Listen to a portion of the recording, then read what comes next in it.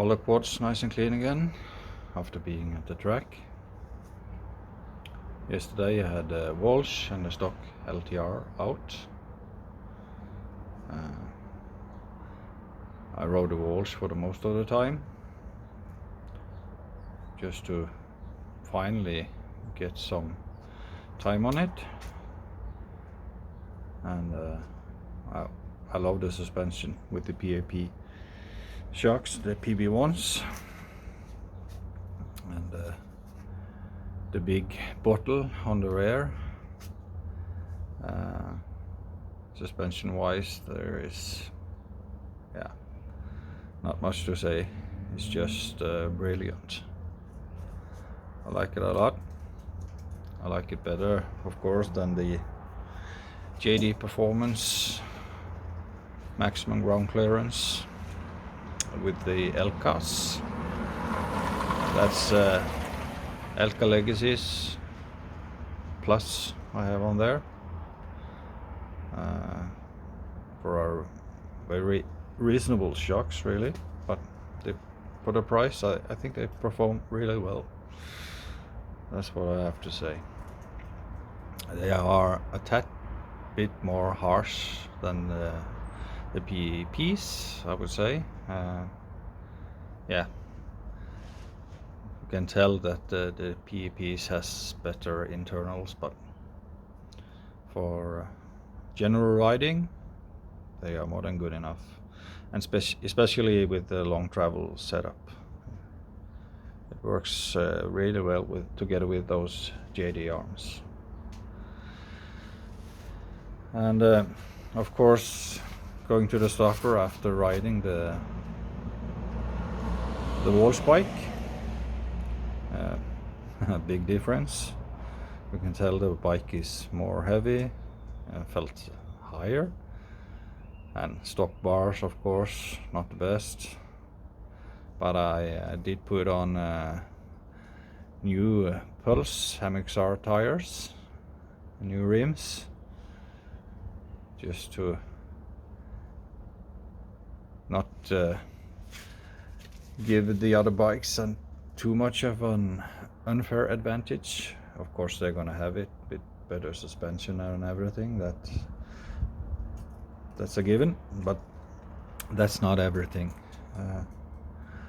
Of course the motors are faster and stronger in the hybrids, and they are also quite a bit much lighter. They're much lighter. So a stock LTR with a gallon of fuel is gonna be,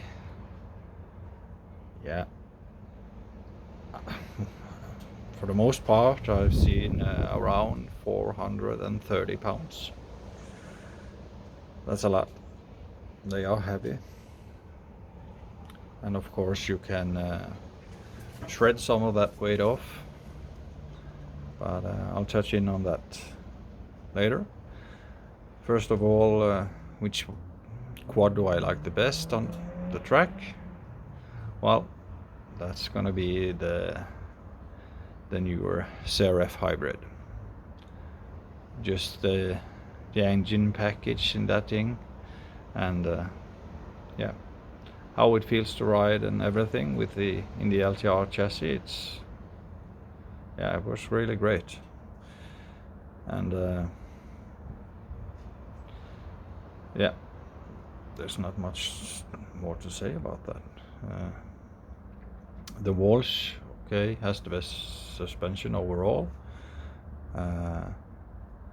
Not quite as fast as the red one, but still considerably faster than the stock LTR. There's no doubt about that. There are no internal engine mods to any of my hybrids. They are mostly stock. Maybe just small tweaks on intakes, and especially the newer hybrids plays a big part.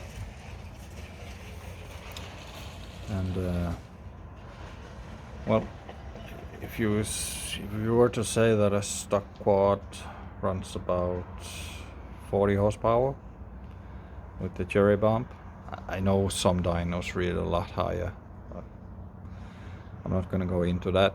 I'm going to deal with down-to-earth numbers. If it is got stock bike has around 40, the Walsh with the 14 engine, say around 50 horsepower, and 3 or 4 more horsepower for the newer CRF. Mine is an 18. It's got fairly aggressive timing and in ignition. They tamed it down a bit for the 20, some for the 19, and a bit more for the 20. The 1920 got some better porting, so a slight horsepower advantage on top, but from 0 to 10,000, 11,000 RPM, I don't know how high, but they're gonna feel almost the same. I think it's all gonna be in the mapping. So the stock mapping on the 18 are a bit more brutal than the newer ones, and even the 21s. And some people say the 20 and 19 feels stronger, but that's another debate. So let's look at the weight. Like we touched on the stock quad, it's gonna be with a gallon of fuel, it's gonna be close to 430 pounds. There's no way around that. Completely stock. That's where it's gonna be. The newer quads like 09 and so are gonna be a bit lighter. A few small mods, aluminum subframe, a few other small things from 08, 09. Gonna see, let's say 420 for that one,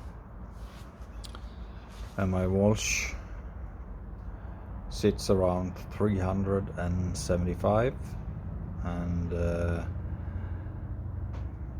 newer CRF was 390 actually to begin with. 390 pounds. It had Meyer plastics and a few other things that made it a bit more heavy than it needed to be. So some weight has been taken off, so I think I'm at 385. It's gonna be 380 around that when everything is said and done. That's where that's gonna be, I think. And well, we have the Joker here.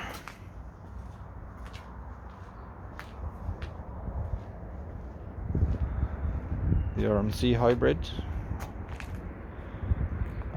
I can already tell you right now, when this is done, it's gonna be the lightest of them all. It's gonna be, if I put the Fox shocks on here, air shocks in the front, it's gonna be yeah, around between 370 and 375, I think the weight is gonna be. I'm pretty sure of it. I've had my last RMC with Berlin shocks all the way around and steel subframe. This one has aluminium, but with the these mods, these few differences, it's gonna be a bit lighter. So between 370 and 375. My last RMC hybrid, like I said, with steel subframes and heavier shocks, was 379. So that's that. Okay, that's it for today, I think. See you again.